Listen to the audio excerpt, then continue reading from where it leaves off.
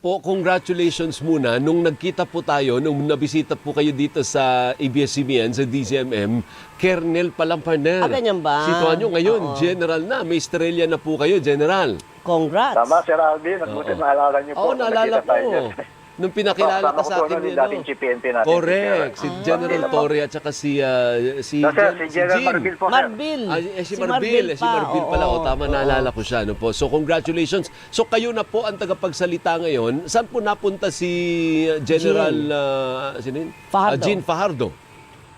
Inalis lang po sa kanya yung kanyang pong current capacity na spokesperson sapagkat siya po ngayon ay currently ang director po ng controllership.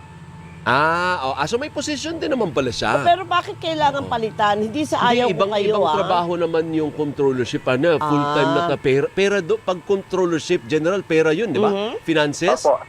Yes, sir. Ang initially po kasi nakikita incompatible office po kasi Correct. yung spokesperson saka po yung controllership. At pinag-aaralan din po, gusto po ni CPNP na pag-aralan kung dapat na pong alisin yung position ng spokesperson sa Office of the GPNP dahil meron naman pong PIO nasa Office of the GPNP na rin po. Tama.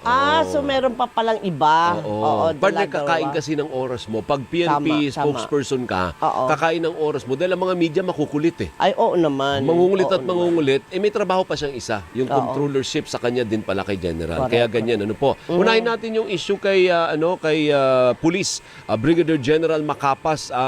Karanggo mo pala ito, General, ano po. So yung 90-day suspension po niya at may iba pa pong pulis na posibleng sangkot diyan sa kaso ng mga sabungero, ano po. Paano mangyayari, sir? Parang floating ba yan pag ganyan o parang restricted ka sa Office of the Chief PNP? Paano ang status niya? Sir Alvin, kaugnay po kasi nung suspension na binigay po sa kanya habang iniimbestigahan po.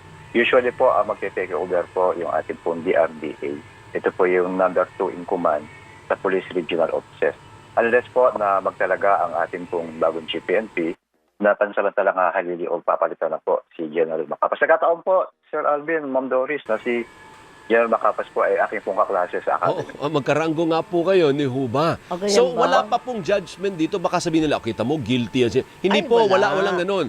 Preventive suspension ay para lang po hindi niya ma-influencehan yung investigasyon, General. Tama po, yan po ang isa sa ini-stress po ng ating bagong GPNP na lahat po ng reklamo ay ititreat po natin ng transparent at fair investigation po. Opo. Particular sa kanyang kaso, General, yung sinasabing hindi naman panghaharas partner, Hindi kundi parang ebidensya eh. Oo. Related sa ebidensya, parang binura. parang gano'n. tinamper. Di umano. Oo, di umano. Oo. Yun po yun, ano po, General. Ma'am, without necessarily po pag-usapan yung details, kausap ko po kasi yung bagong director po ng CIDG Opo. na si General Abrahano. Kung ano lang po yung in-allege ng kanyang complainant po, yun po yung naging batihan ng kanyang administrative relief po. Opo. Pero wala pa siyang, hindi pa niyo pa nakukuha ang panig niya. Hindi pa po kasi po, in a while po, mag-i-start po yung aming kauna-unahang command conference at marahil po yan ang tatanungin ko mamaya po kay GPNP kung ano po ang magiging status po at nag-uusapan po namin. Kasi pagkat mahirap po na ang ating pong regional director ay wala sa pwesto at ang mamumuno lang po ay DRDA na number 2. Medyo matagal-tagal po kasi yung kanyang administrative relief po.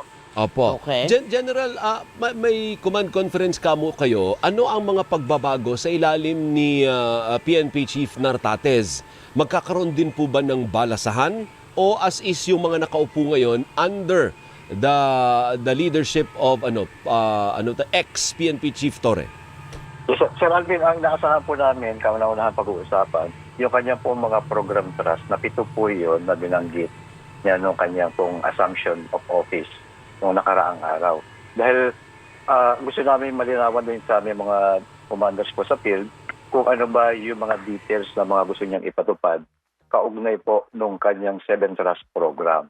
At sa balasahan po, wala pa po kami inaasahan na balasahan. Sinasabi naman po niya, maging ikaw man ay identified sa nakaraang GPNP, hindi po siya magiging malapit.